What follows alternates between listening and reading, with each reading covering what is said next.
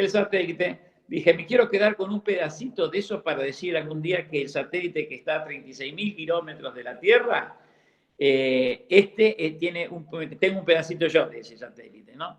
Y así fue, me quedé con ese pedacito de satélite. Entonces, esto para mí fue algo fabuloso y pude ver que la investigación aplicada, volviendo al principio, es el gran estímulo de los ecosistemas. Y ahí volvimos con toda la ingeniería, es decir, ¿a dónde vamos? Bueno, golpeamos la puerta de los gobiernos, primero del Consejo de Ingenieros de Neuquén, que nos recibió muy bien, donde quisimos hacer un acuerdo con el Consejo. Después fuimos al gobierno de Neuquén, al gobierno de Río Negro, al INTI, que es regional, a las universidades de Comahue, a la Universidad de Río Negro, al INVAP, al Balseiro. Bueno, y armamos todo eso y armoniosamente y bien.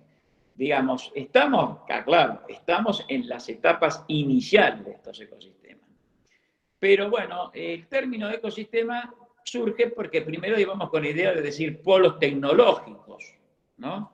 Y alguien me dijo, no, pero mira, polos tecnológicos se confunde con lugares que se han implantado alguna idea política, se puso un alambrado y un campo y después no se hizo nada y ahí quedaron. Entonces de golpe yo pensé, claro, es verdad esto.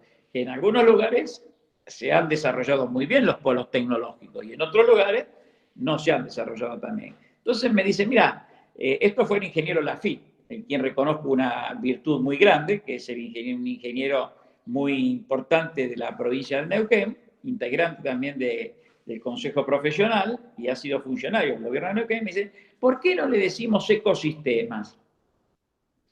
Y entramos a razonar esto con dos colegas acá que estoy viendo, amigos, y empezamos a razonar esto. Y sí, bueno, puede ser ecosistema. ¿Y por qué ecosistema? Bueno, es muy sencillo esto. Cuando uno habla de un ecosistema, generalmente lo que primero le viene a la mente es lo orgánico, ¿no es cierto? Las plantas, los animales, ¿no es cierto? Que se desenvuelven y se desarrollan en un entorno armonioso.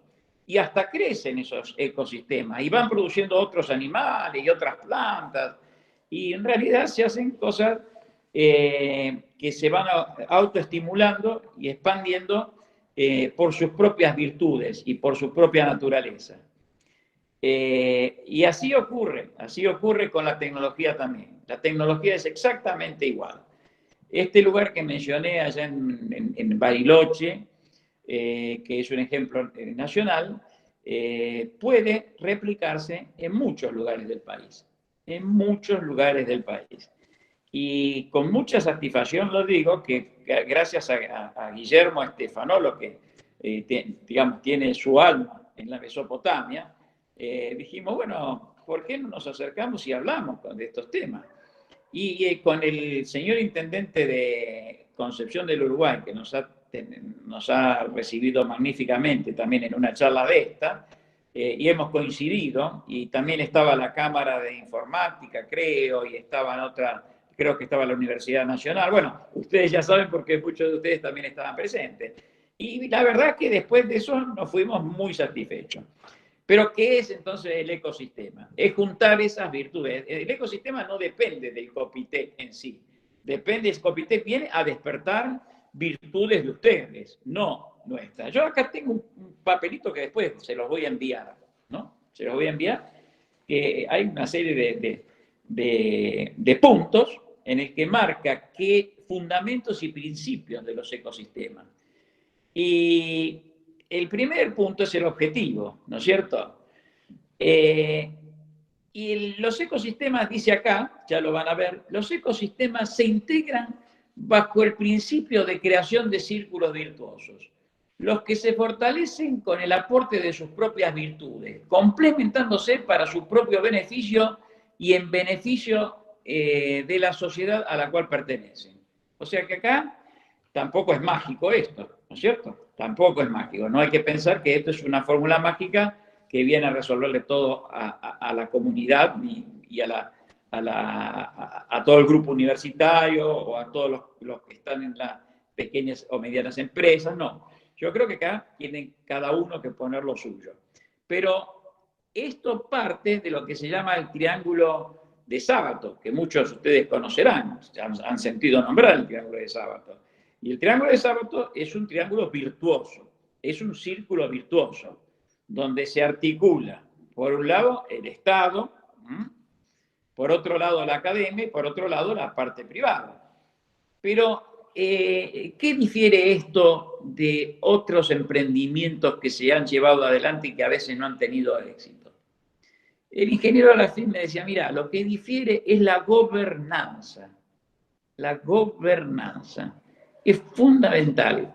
¿Cómo se gobiernan estas cosas? El problema más grande que tenemos todos, porque ocurre, es el ego, ¿no? El ego. Siempre está el ego dando vuelta por ahí y no se puede dominar, porque también el ego es necesario porque es un camino al impulso y a la creatividad, pero cuando es excesivo, mata a la iniciativa. Y entonces, ¿qué pasa? La gobernanza del ecosistema se propone una gobernanza participativa. No tampoco, no podemos decir, digamos, que es un desgobierno, porque tampoco si alguien no pone un poco de orden, no administra, no organiza, entonces no existe nada. Pero sí, creo que la gobernanza puede ser compartida. Ese es el principio fundamental. Yo creo que acá nadie es dueño del ecosistema, sino todos los que lo componen, ¿no? Que tenga el ecosistema después, cuando se organice un sistema administrativo, un sistema de seguimiento, un sistema de participación ordenada, es otra historia, pero nadie es el dueño de esa cuestión. Díganme si los canso con esto, por favor, díganme si a lo mejor quieren preguntar algo para ir avanzando ordenadamente o a lo mejor con alguna pregunta que quieran hacer o todavía es muy prematuro. No sé, como digan ustedes, los organizadores. Cualquier cosa pueden ir dejando en el chat me van dejando ahí en el orden y las vamos leyendo o habilitamos micrófonos si hace falta. Te voy avisando, Miguel. Bueno, Lourdes, muchas gracias. No, por favor. Entonces, bueno, primera cuestión que se basa en los círculos virtuosos, es decir, sinergias positivas, tenemos que pensar en el positivismo, no tiene jerarquías, y otra cuestión que es la integración geográfica. Esto es fundamental también, porque, a ver, tiene que ver la geografía donde se ubique el ecosistema también. A ver, cada geografía tiene su ecosistema. Cada geografía es capaz de generar su ecosistema. Ustedes tienen en el caso de Concepción del Uruguay, tienen un montón de virtudes geográficas, de otra índole, pero geográficas fundamentalmente. Están particularmente al borde de un río muy importante, el río Uruguay, y además tenemos la vecina orilla, que no hay que mirarlos como los vecinos de enfrente, sino hay que mirarlos quizás como parte de esa comunidad que nos divide nada más el agua, pero que están del otro lado bastante similares a lo que somos nosotros, ¿no es cierto? Después tienen un acceso muy cercano a la capital del país y además tienen campos buenos, tienen universidades buenas, tienen ganas de trabajar, tienen gente buena, tienen posibilidades económicas en la tierra y en la producción que los hacen, digamos, a todas luces, sin hacer un análisis detallado, los hacen destinatarios de un ecosistema. Y ahora les voy a decir, porque cada ecosistema tiene después que relacionarse con otro ecosistema. Porque uno podría decir, bueno, pero si nosotros somos bendecidos por la mano de Dios porque estamos en este lugar del país, ¿qué pasa con los pobres jujeños o salteños o gente que está por allá en la cordillera, que no tiene toda la tierra buena que tenemos y no tiene los científicos? Les voy a dar un ejemplo. Una de las últimas etapas, voy a saltear un poquito, ¿no? Una de las últimas etapas son los proyectos. Los proyectos que van a ir decantando y son los que nos van a dar vida a este ecosistema, ¿no? Y para ser gráfico, hablábamos con los amigos, algunos de los amigos que están acá, creo que ahí Pedro ahora cerró la cámara, y Roberto, que está ahí, ¿no? Que con ellos hemos hablado largas horas, y obviamente con Guillermo, que siempre está presente, que es el siguiente. En Jujuy se produce litio. Ustedes conocen que hay una gran producción de litio. La gran cantidad de sales de litio que se produce en Jujuy ¿Y saben dónde va? Se exporta toda, no queda nada en el país. Va con destino a China. Muchos de ustedes lo conocen. Se compra litio por monedas. ¿Mm?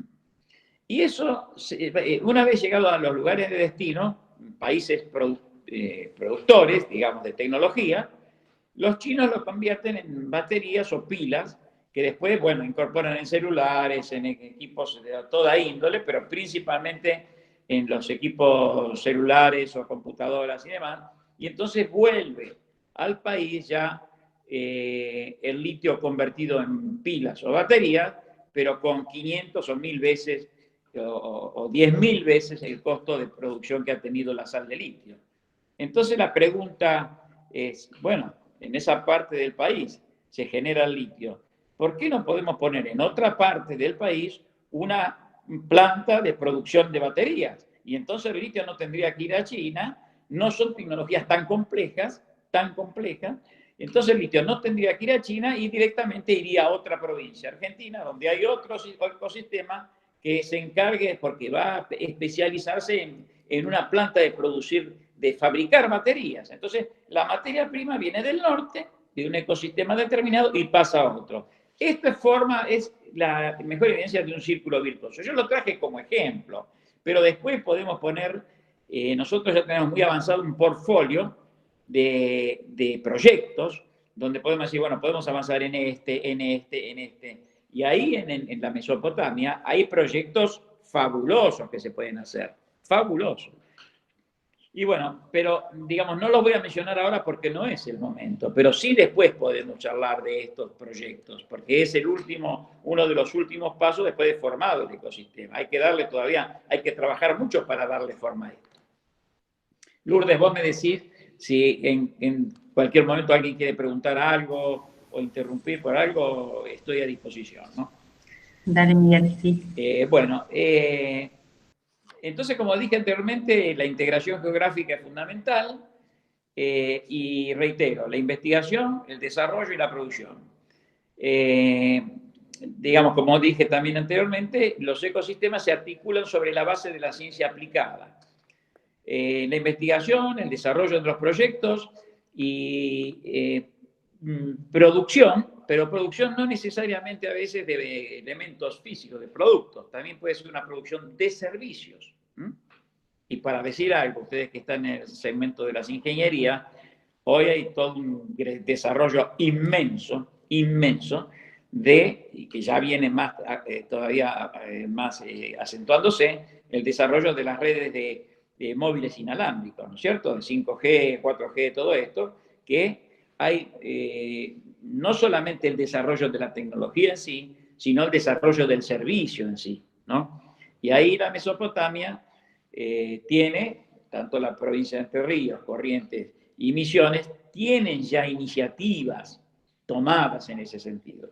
Tienen redes de fibra óptica, por ejemplo, un portfolio que nosotros estamos manejando dentro de otro ecosistema, es algo que propuso el decano de la Universidad Austral, que dice, bueno, Miguel, mira, ¿por qué no hacemos un módulo replicable en todo el país, donde uno puede ir a una población determinada y decir, bueno, instalo no es un modulito, este módulo típico de un desarrollo de fibra óptica, de lo que se llama FTTH, fibra hasta el hogar, ¿no es cierto?, que tiene determinadas características. Tiene hasta analizado el costo del ancho de banda, de dónde se va a colgar ese sistema, tiene la cantidad de habitantes que va a tener, tiene los servicios que va a dar y llega hasta el costo final del servicio que va a costar. Todo eso es replicable, ¿no?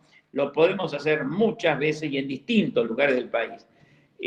Obviamente, ¿cuál es el beneficio de esto? Que el ecosistema puede ajustarlo a las necesidades específicas del lugar y tener un costo muy bajo de un servicio de fibra óptica que hoy a lo mejor puede ser muy caro visto a la luz de lo que se fabrica en Buenos Aires o lo que viene de China o lo que viene de Estados Unidos. ¿Me explico? Esa cuestión que es adaptable, que hoy se llama un módulo, yo digo módulo porque es un sistema cerradito que se lleva a distintas partes y ahí se puede digamos, adaptar a las poblaciones donde se instale el sistema de FTTH. Es una un rubro más de lo que nosotros estamos haciendo. Bueno, a ver,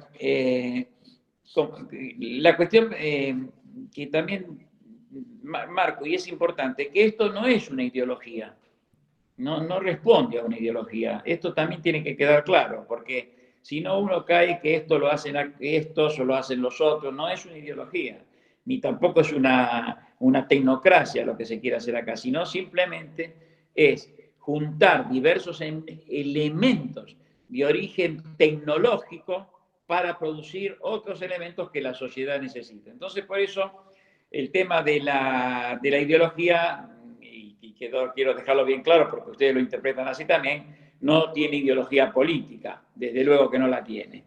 Y otra cuestión que también me parece muy importante destacar es que tampoco depende del Estado. Y esto es fundamental. Es fundamental. Como dije anteriormente en el triángulo de Sábato, el Estado, la universidad y la parte privada articulan, pero no dependen. Y esto es importante que se entienda.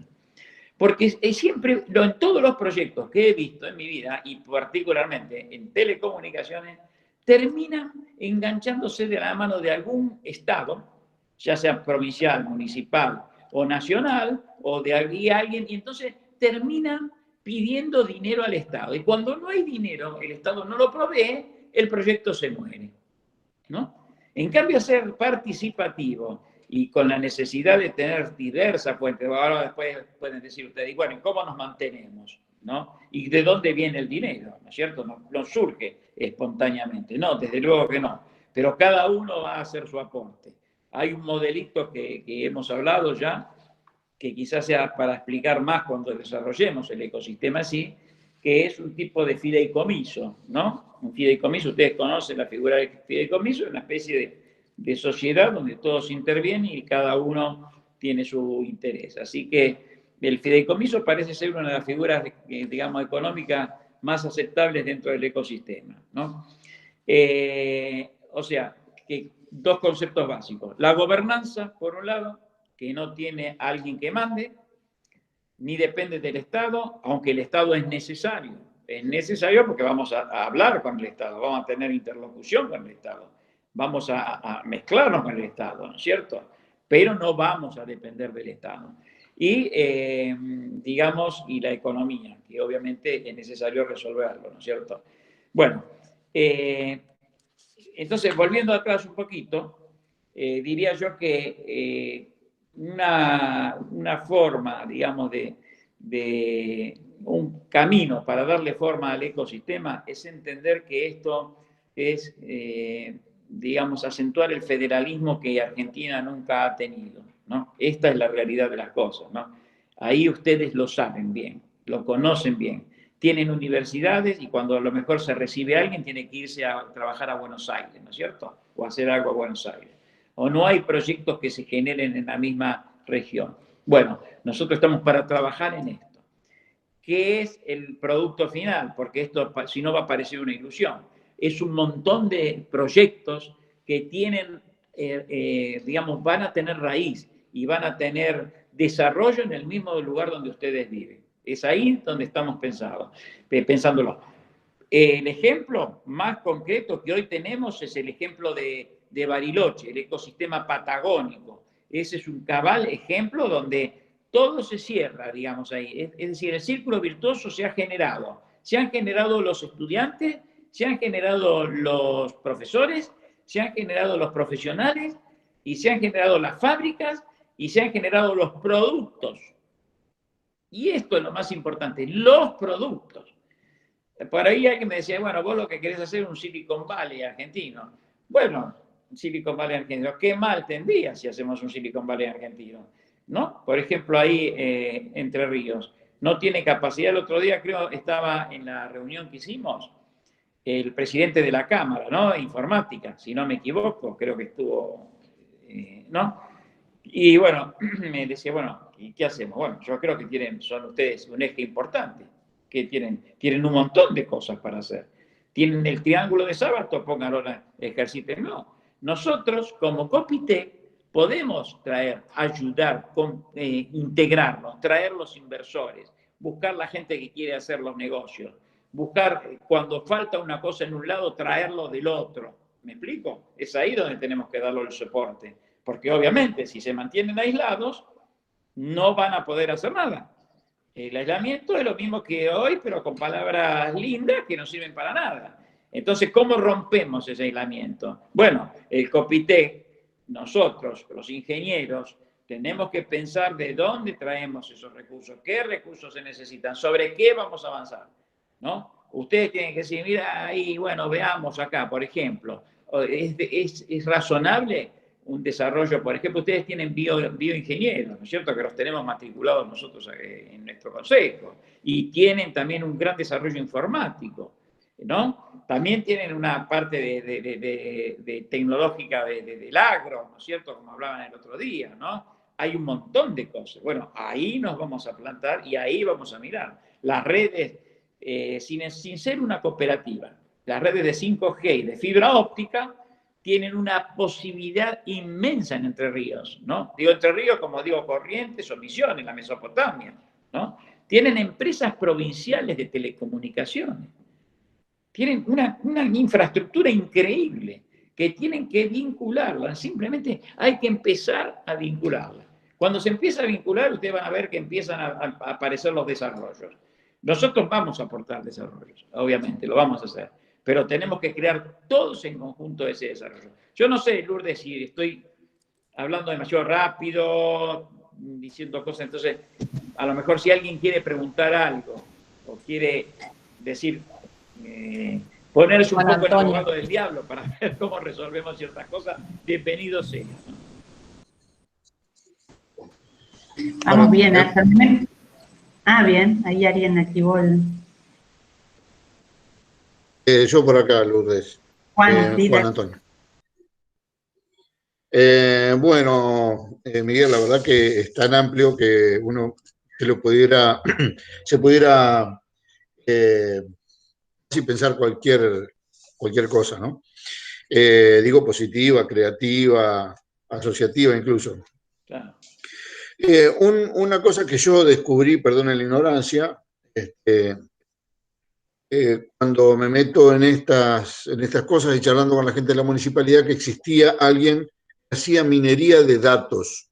Me quedó ese concepto de la minería de datos, porque me parece que juega en un contexto de ecosistema, algo que vos pusiste, Miguel, como ejemplo esta mañana en la nota que realizamos por el ET11, acerca de pensar en crear un jardín. Uno pone la macetita, la plantita, pero crecen los yuyos y vienen los bichitos y se crean los mosquitos. Entonces uno tiene que armar, digamos, una estructura para no solo tener la plantita que dé la flor bella, sino además asegurarse que eso continúe, porque si no regás, un poco lo que decía Deepak Chopra, ¿no? Que cuando uno planta una semilla, tiene que hacer dos cosas: regar y tener fe. Sí, claro. En este sentido, creo que, hemos plantado la semilla, ahora hay que regar y además tener fe. El tema es, así como se generaron más de 30 empresas de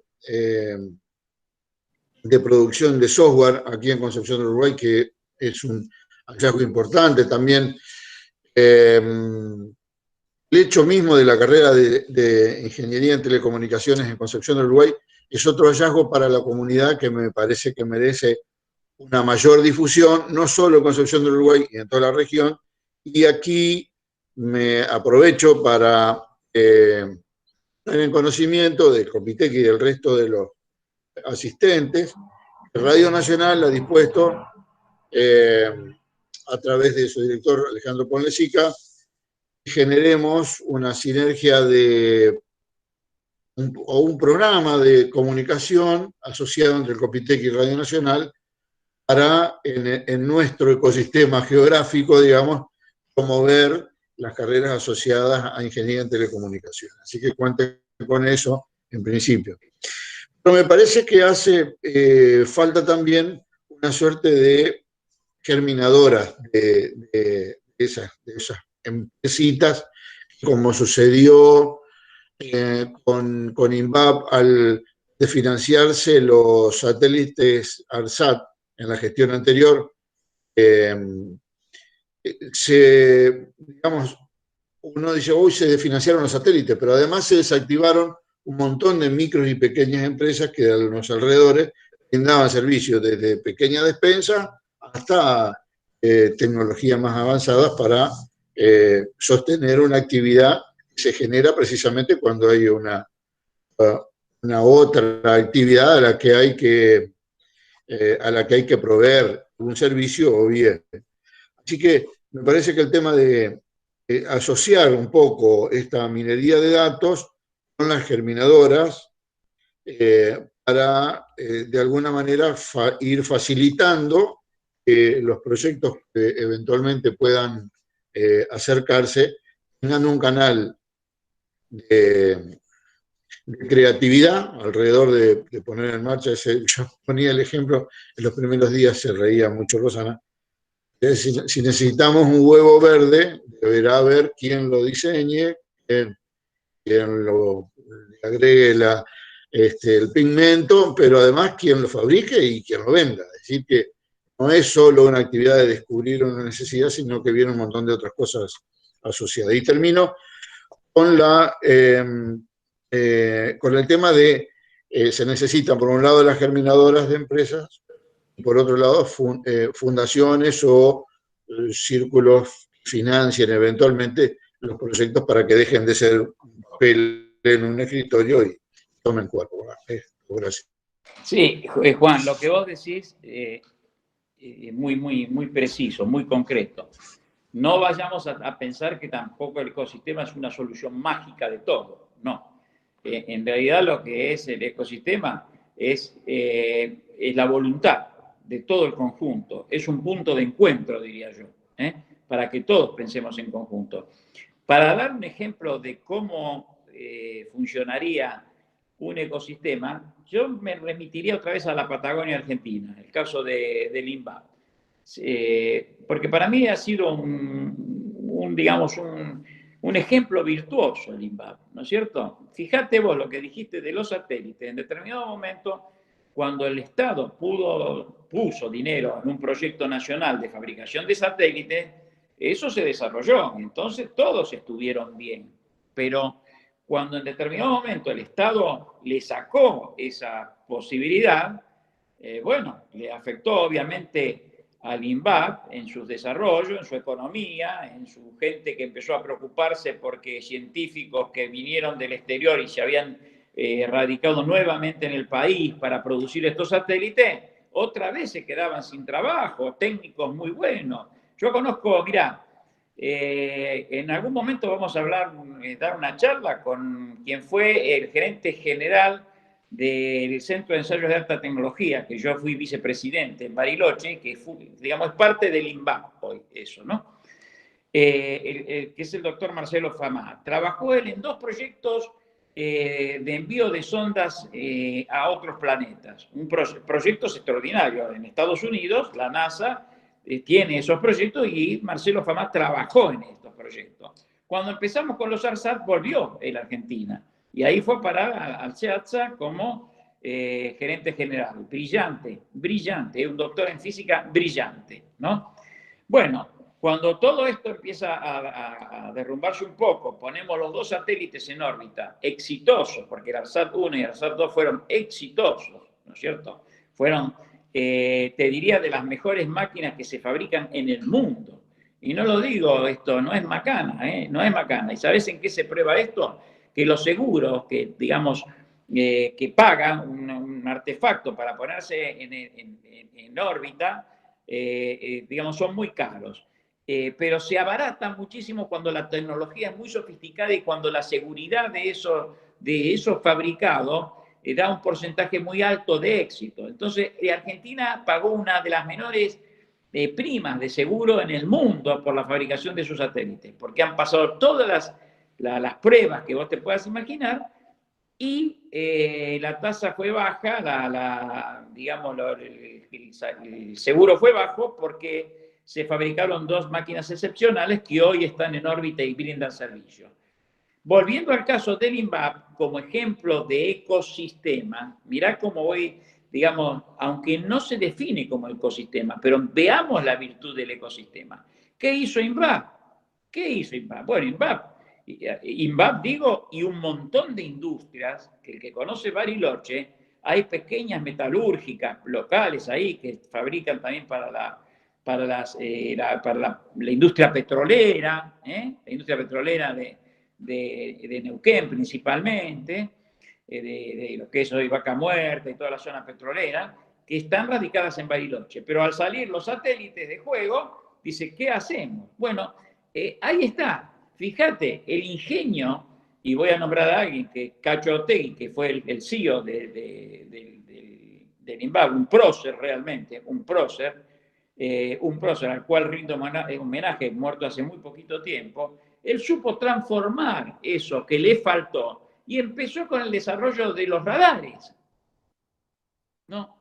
Y pasaron de los radares de 2G, que se llaman radares, digamos, de un tipo, para no entrar en tecnicismo, más simples, a una progresión más compleja, que son los radares de 3G, y empezó INVAP a producir radares. Claro que alguien lo tuvo que ayudar, porque el Estado tuvo, pero claro, tuvo que darle trabajo, porque si no, no podía, ¿a quién le iban a vender esos radares? Pero los elementos que habían producido esta gente eran tan buenos que no solamente eran necesarios para el país, sino también eran con posibilidad de exportación.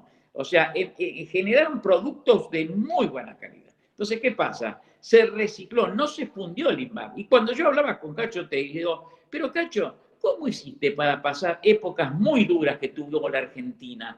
¿Cómo? Porque hubo épocas en donde la desindustrialización fue terrible, terrible. El INVAP quedó aislado y sin embargo sobrevivieron. Es lindo preguntarse esto, como una cuestión mirando la Argentina para adentro. Una fábrica de una super tecnología muy fina sobrevivió a todos los avatares. No digo gobiernos porque si no por ahí alguno lo toma mal, pero distintos gobiernos de distinto color político le pegaron casi hasta querer destruirlo. Y sin embargo el INVAP sobrevivió. Sobrevivió y hoy sobrevive. Y es un ejemplo en el mundo. Los reactores que fabricó, los reactores nucleares, que fueron a Canadá y Holanda, ¿no? Ejemplos de Argentina. Entonces, acá estoy queriendo decir que el ecosistema es posible, ¿me explico? Y ahí el ecosistema se creó porque los ingenieros que producía el centro atómico, el Balseiro, y el centro atómico de Bariloche, eran la materia prima de los pensadores del INVAP, ¿no? Y fueron a buscar, se convirtieron los científicos que sabían de ciencia, se convirtieron en hombres de negocio y fueron a buscar los negocios fuera del país y los trajeron. Y le vendieron un reactor a Australia. Entonces, que es un ejemplo para Argentina. A mí me emociona, cuando hablo de estas cosas realmente me emociona, ¿no? Porque he visto a esa gente con qué amor armó los satélites, cómo hizo, cómo trabajó, ¿no? Y entonces es un buen ejemplo de ecosistema, ¿no? Yo no sé si en esto soy claro, pero que quiero decir que la voluntad concreta de la gente que trabaja, de las iniciativas que se pone, la voluntad y el entusiasmo son los hacedores de estos emprendimientos. ¿Y ustedes tienen alguna duda que ahí en Concepción del Uruguay, en Entre Ríos, está toda esa masa crítica de intelectual? ¿Tienen duda? Seguramente que no. O alguien me puede decir, no dudamos, no, en mi caso somos de la edad de piedra. ¿No? Tenemos una diversidad, por suerte, de carreras también y de profesionales de calidad que están insertos en todo el mundo. Pasa esto que vos decías al principio, ¿no? Muchas veces nos cuesta articular y asociarnos. Hoy hablaba de algunas cuestiones, por ejemplo, minería de datos. Bueno, hay facultades que tienen una diversidad de perfiles, no solamente en la costa, vos hablabas de bioingeniería, bueno, bioingeniería está en la costa del Paraná, pero en la ciudad misma digamos, pero nos falta, me parece, muchas veces eso. Por un lado, que el sector privado, como hablábamos muchas veces con Juan Antonio, tiene los profesionales al lado, digamos, en la ciudad misma, y sale a buscar afuera lo que muchas veces nosotros mismos podemos proveer. Pero por eso nos falta, por un lado, vos, y por otro lado, esta articulación que me parece que esta iniciativa del ecosistema es una oportunidad de potenciar la región. De hecho, el otro día también hablábamos con Juan Antonio, se creó lo que es el Polo Binacional Educativo, Salto Concordia, y nosotros hemos trabajado muchas veces en forma conjunta con la gente de Uruguay, pero en acciones por ahí más aisladas y no tan formalizadas. Así que la verdad es que celebramos esta iniciativa. Desde ya, bueno, te agradezco tus palabras enormemente, porque les pregunto a todos. Silicon Valley en los Estados Unidos, ¿no es cierto? ¿Fue una ilusión? No, es una realidad. Y la historia dice que fueron muchos técnicos, científicos e ingenieros como dicen los yanquis, en el garage de la casa, experimentando. Y de ahí salieron los grandes ascensos. Entonces, ¿por qué no podemos confiar que salga de la Mesopotamia argentina? ¿Por qué no podemos hacerlo? Lo único que nosotros tenemos que dar es el impulso a eso. No voy a hablar, quizás Guillermo, que me está escuchando y que está siguiendo esto muy de cerca y con mucho entusiasmo, pueda decir, por ejemplo, ustedes habrán estado en la charla que dio Marcos Actis, creo que con Juan hablamos hoy, es con vos eso, ¿no? Marcos Actis, un científico, padre del proyecto Tronador. Tronador es los lanzadores que llevarán en el futuro los satélites al espacio, ¿no? Los satélites argentinos. Y ¿saben una cosa? Que en esta sinergia de cosas que vinimos haciendo, de golpe, ¿qué encontramos? Guillermo, ¿estás por ahí? No sé a ver si está Guillermo por ahí. ¿Está o está con el micrófono sin? Está silenciado. Está silenciado. ¿Podrá activar? Acá estoy, ¿me escuchan? Sí, perfecto. Para no digamos, a ver, para que vos repliques un poco esto y a ver si es así o no. ¿Qué pasó con la empresa LIA los otros días? ¿Querés explicar un poquito qué es eso? Antes de eso, creo que conviene homogeneizar la información, ¿no? Por ejemplo, cuando hablamos de los ecosistemas, cada ecosistema tiene una personalidad propia. Esa personalidad propia nace y depende de la región y sus propiedades, la región y su gente y sus talentos. Obviamente, como hablábamos con Miguel, un ecosistema se puede llegar a desarrollar en el desierto, en el salar, pero es distinto al que nosotros podríamos proponernos aquí. Cuando decimos que el ecosistema debe contener a todas las particularidades y los talentos, no solamente hablamos de la intelectualidad, sino de la mano de obra, también de la mano de obra. Nos encontramos con que hay un desarrollo intelectual importante, de alta calidad, como dijo Rosana, y a mí me consta, porque yo me he encontrado con exalumnos de la UTN de Concepción del Uruguay en Atacama, en una posición laboral de decisión, de jerárquica. Por supuesto, yo no lo reconocí a mi exalumno, él me reconoció a mí enseguida. Pero esos intelectos, resolviendo problemas en lugares recónditos, hay entrerrianos en Irán, trabajando para las empresas multinacionales de energía, que lo llevan de un lado a otro. Estás produciendo, generando una actividad intelectual y produciendo pensadores, gente que está dispuesta a hacer desarrollo y a tratar de resolver problemas, y no los captamos. Los ecosistemas tienden a que, antes de que se diluya este esfuerzo, nutra la región con ese conocimiento. Cuando nosotros tomamos en Ecopitec, con Pedro, que aquí lo veo, y Roberto Mayer, que también está por allí, y Miguel, analizamos la problemática laboral de los ingenieros, muchos de nosotros tenemos un recorrido trascendente. Hay otros que no han tenido esa oportunidad. Nosotros, al tener esa oportunidad, tenemos una obligación moral, que es la de desarrollar en nuestra región y en nuestro país esas posibilidades. Al tratar de pensarlo, decimos, bueno, el ingeniero que vos, Rosana, estás proveyendo en esa facultad, es un ingeniero que surge de la comunidad. Viene con su carga emotiva y su carga de tradiciones, su patrimonio intangible, que no debe perderlo y al contrario debe volver hacia la comunidad. Pero si la comunidad no tiene cómo resolver sus problemas de sobrevivencia, ese profesional se va y se pierde ese esfuerzo. Toda la región mesopotámica, como dijo hace un ratito Miguel, está nutrida de distintos esfuerzos tecnológicos. Nosotros como ingenieros nos enfocamos en lo tecnológico, pero si miramos un poquito más, nuestro desarrollo tecnológico e intelectual derrama sobre la comunidad. Esta comunidad cercana y la comunidad lejana. La comunidad cercana es la que tenemos ahí en la ciudad, nuestro vecino, que va al supermercado, que va al teatro, que hace música, que hace teatro, la hija, el hijo.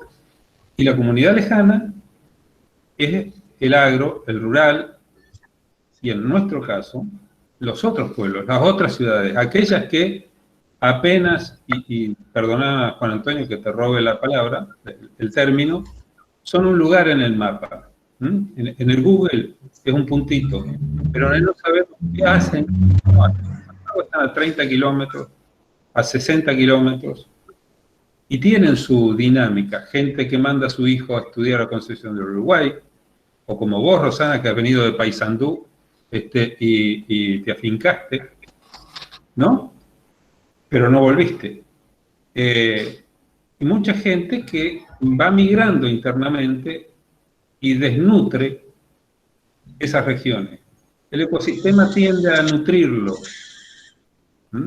no a quitarle fortaleza, sino por el contrario, darle fortaleza para que esos ecosistemas interactúen entre sí y puedan brindar algo más que una artesanía. ¿Me explico? Aunque suene peyorativo, porque por lo general la artesanía o el microemprendimiento es una salida rápida a una situación emergente, complicada. Por eso pensamos el ecosistema como algo mucho más integral. El ecosistema tiene etapas y tiene capas.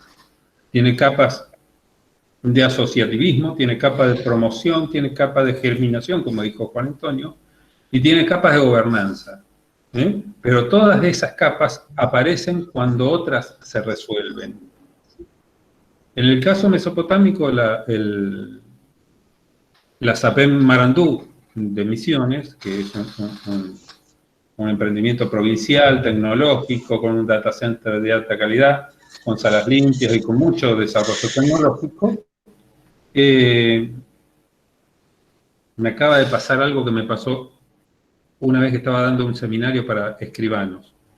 En el gran monitor, yo seguí dando mi seminario y en el monitor decía, el antivirus un Norton no se ha cargado. La gente, en vez de ver mi PowerPoint, veía el aviso del antivirus. Bueno, ahora me pasó eso. Esto generaría la posibilidad, ¿no es cierto?, de que en toda la Mesopotamia se genere una sinergia. Los talentos individuales, esa sinergia que surge de las comunidades en Concepción del Uruguay, pueden nutrirse y efectuar un efecto derrame hacia el resto de la Mesopotamia. Miguel hablaba de los bioingenieros. Nosotros tenemos una comisión importantísima de bioingenieros y que han tenido un descollante actuar durante el COVID, porque han estado presentes y es un tipo de profesional desconocido en el resto de la comunidad. Sin embargo, aún cuando están en el otro lado, digamos, en el lado santafesino de Paraná, aún cuando están en la orilla del Paraná, en aquel lugar, son un nutrimento importante para lo que es el ecosistema mesopotámico. Este grupo de pensadores que ha estado desarrollando protocolos nos da la idea de que entre el ecosistema, otra de las capas que se tienen que desarrollar son los protocolos, son los ordenamientos, son las normativas y son por ende las certificaciones.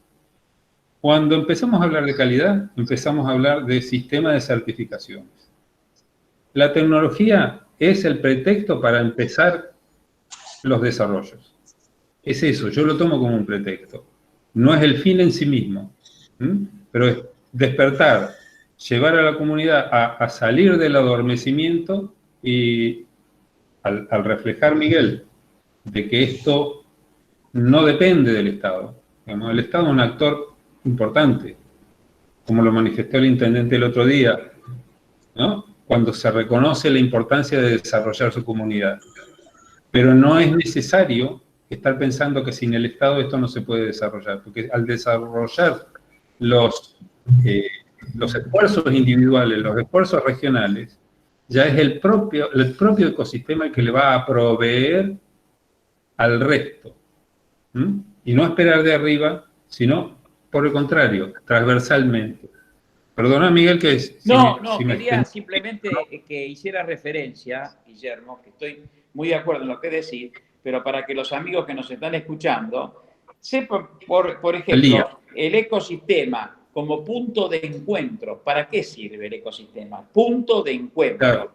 Nosotros, de casualidad, descubrimos a LIA, ¿no? Y sería bueno que digas qué es LIA y de qué se trata eso, ¿no? Sí. Una de las vertientes que nosotros venimos trabajando es, por pasión y por gusto, es los emprendimientos de tecnología aeroespacial. La tecnología aeroespacial tiene algunos aspectos que están muy desarrollados y otros, como es la normativa, en nuestro país, derecho aeroespacial, no está tan desarrollada. Pero también hay emprendimientos privados, emprendimientos de desarrollo. Estos profesionales, un par de jóvenes que surgen del ITBA, Instituto Tecnológico de Buenos Aires, con su idea de que no se puede simplemente recostarse al lado del Estado, empezaron a desarrollar con el consejo y asesoramiento de Marcos Actis un tipo de motor de propulsión para lanzadores de pequeños satélites que en principio, bueno, cuando uno plantea premisas, que no sea contaminante por el carburante, por el combustible, empezaron el desarrollo a partir de allí.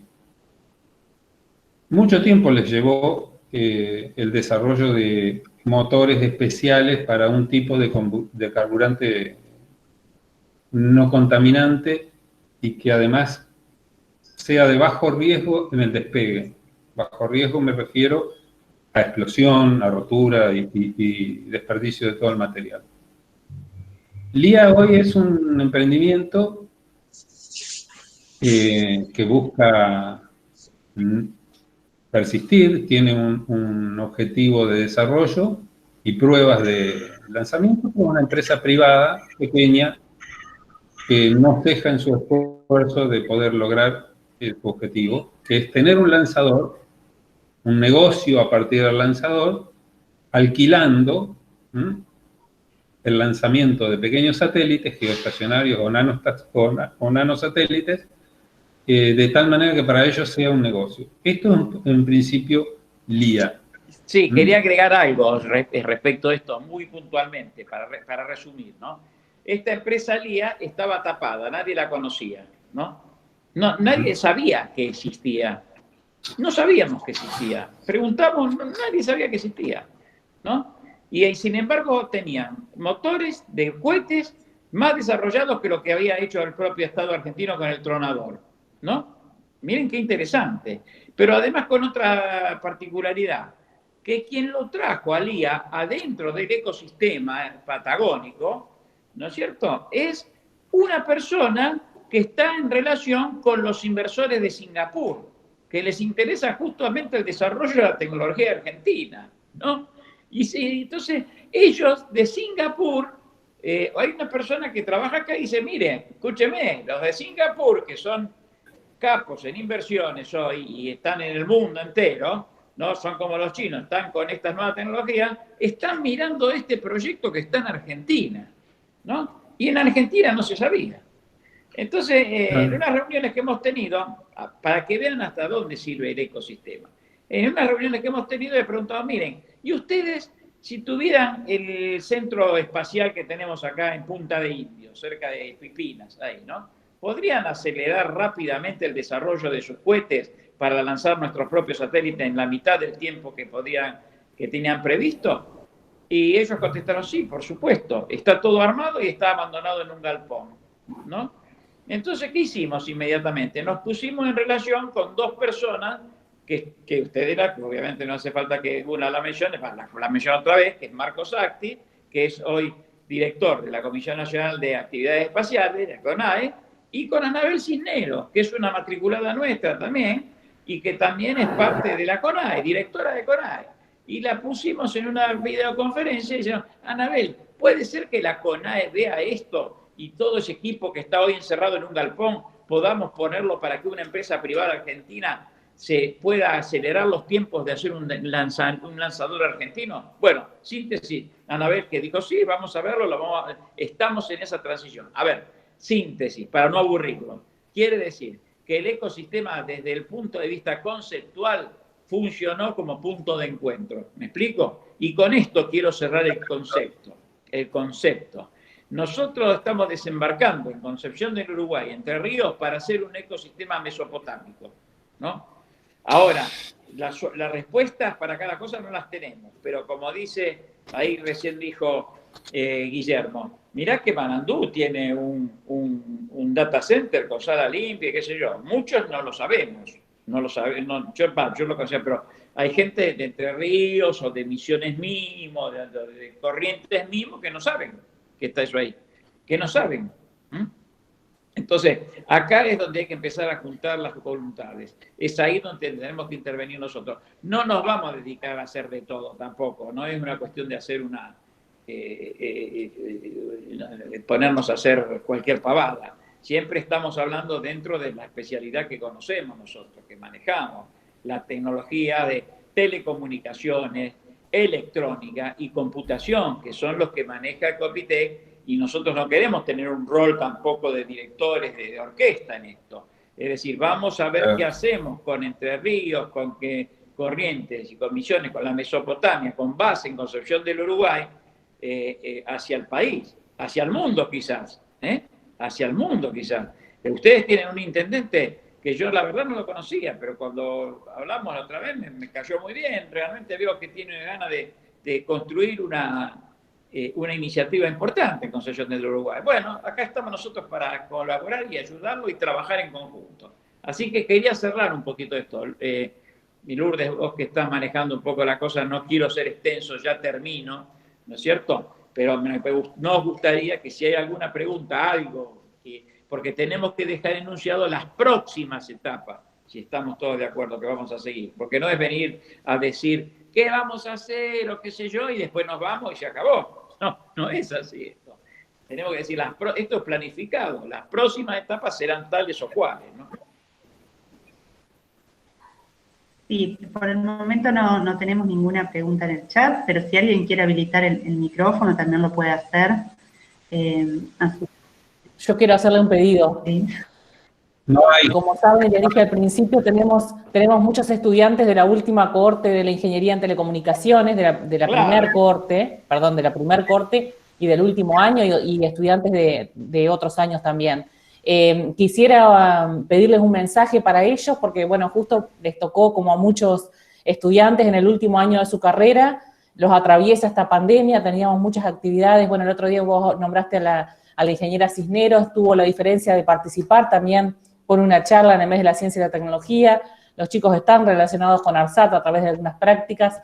Así que quisiera pedirles un mensaje para ellos en función de su futuro profesional y también en el marco, bueno, de esta situación no tan particular, como les decía, que hablábamos hoy de que están por ahí también, cuando uno, como a todos nos pasó, estamos terminando la facultad y no sabemos bien qué nos va a deparar el destino y de qué vamos a trabajar y si vamos a traer trabajo o no.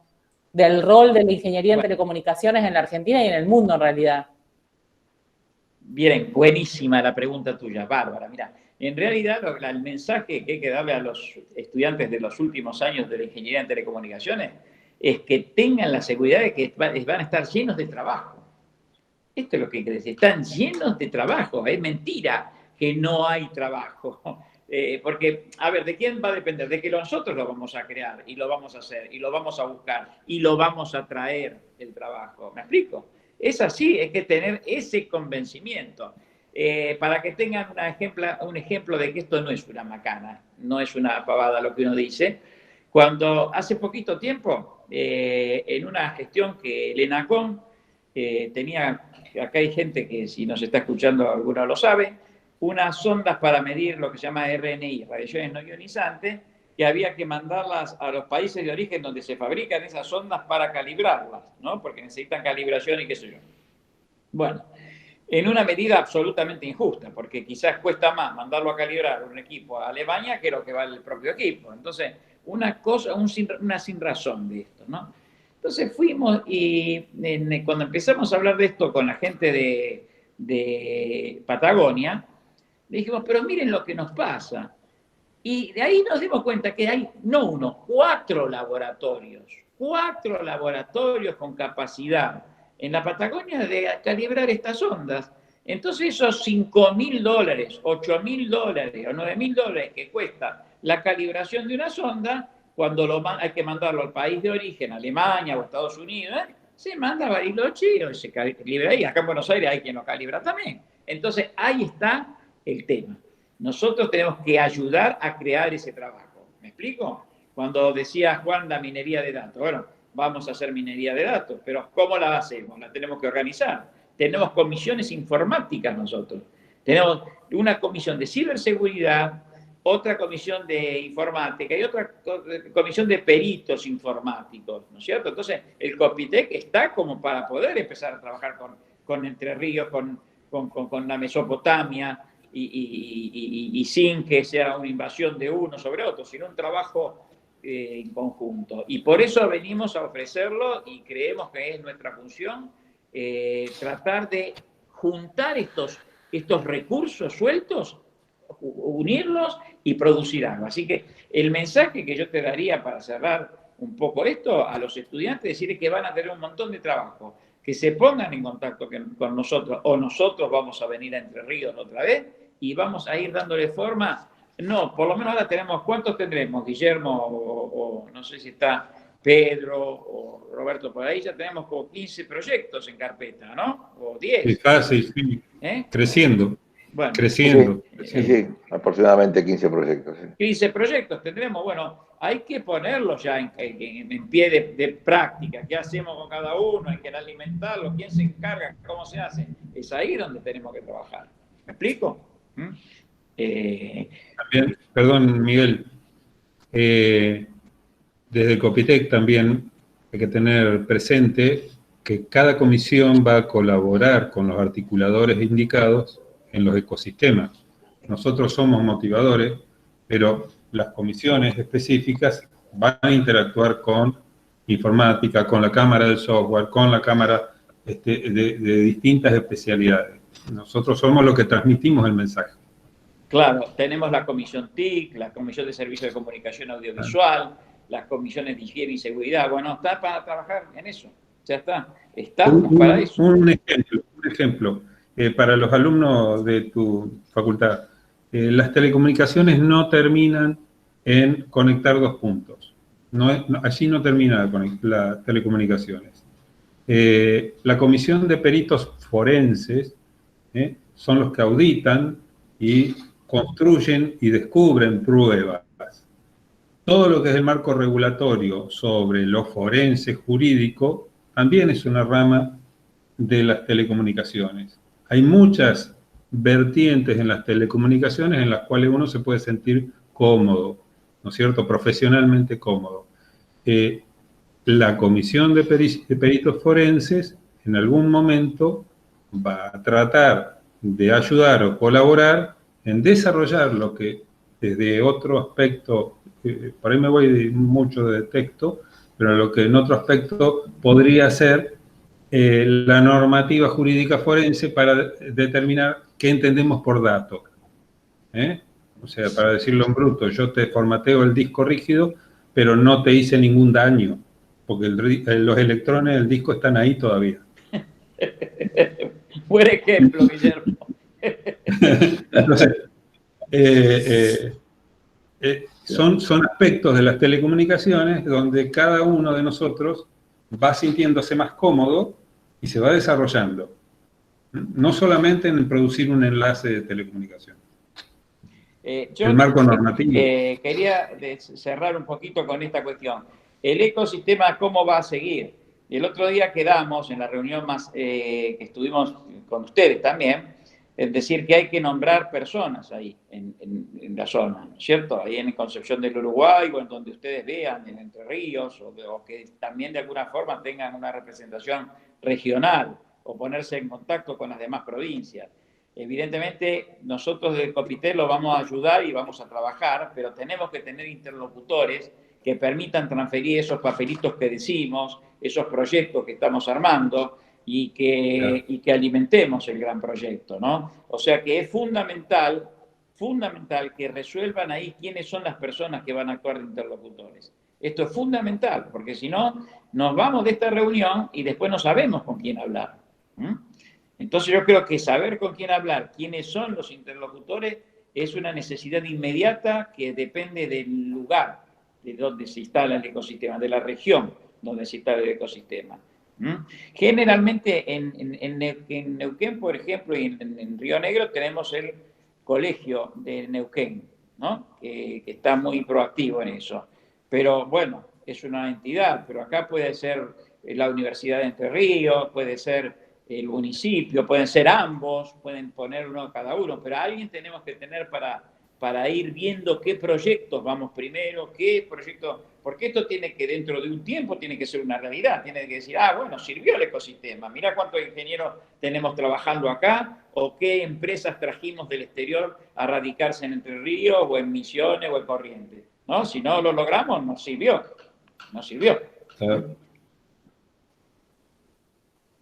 Sí, seguro, eso es fundamental. El municipio está articulando y se está creando la comisión, Juan Antonio forma parte de ahí, y participan todas las universidades. Así que eso es importante, las 4 universidades que hay en la ciudad. En realidad 5, pero bueno. Sí, Juan Antonio.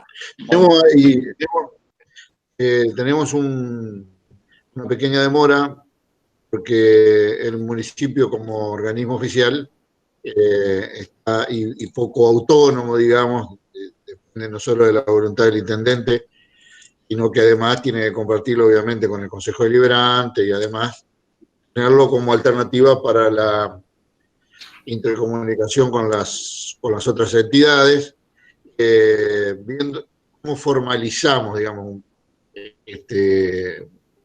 la llegada, la inauguración, digamos, la puesta en marcha del ecosistema. Estamos viendo cómo se redacta ese tema. Así que estamos esperando una señal ahí del ingeniero de Gualeguaychú.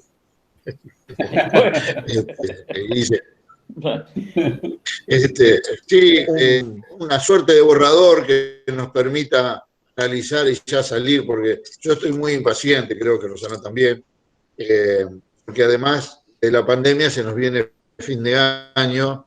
Claro. Es otra cosa de la que no nos vamos a poner ninguno, así que si no demoramos todo para el año que viene y después se enfría un poco la cosa, me parece. Se enfría, sí, es verdad, Juan, es verdad. Es verdad, por eso yo creo que hacerlo con prontitud y aprovechar la oportunidad, constituirlo y después lo vamos regando y lo vamos enriqueciendo, creo que es el camino. Bien, bien. Perfecto. Sí, de acuerdo, de acuerdo, de acuerdo. Bueno, no, nada más que creo Bueno. que nosotros no tenemos más nada que agregar, pero... No sé si tienen preguntas. Fáciles tienen que ser.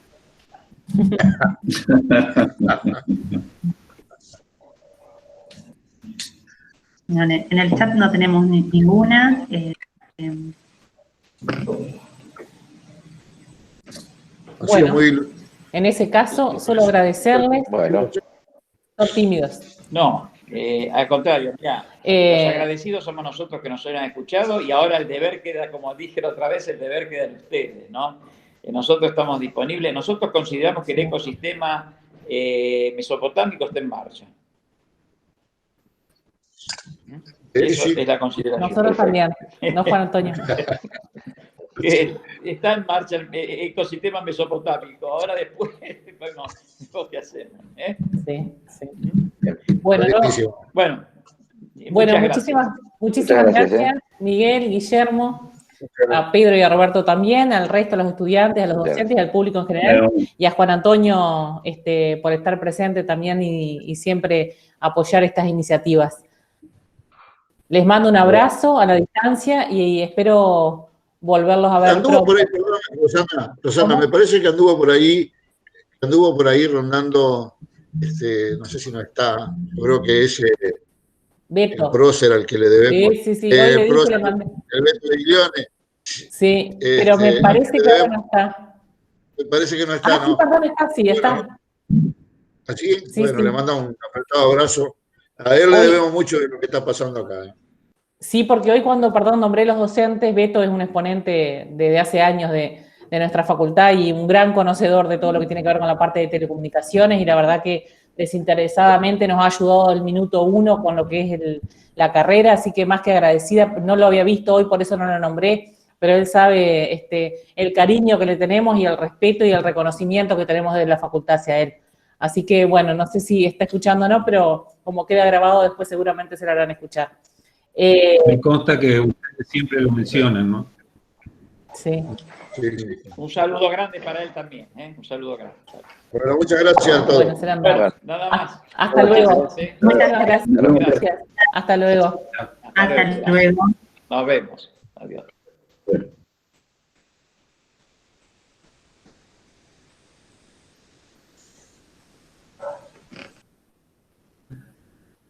¿Cómo hacemos?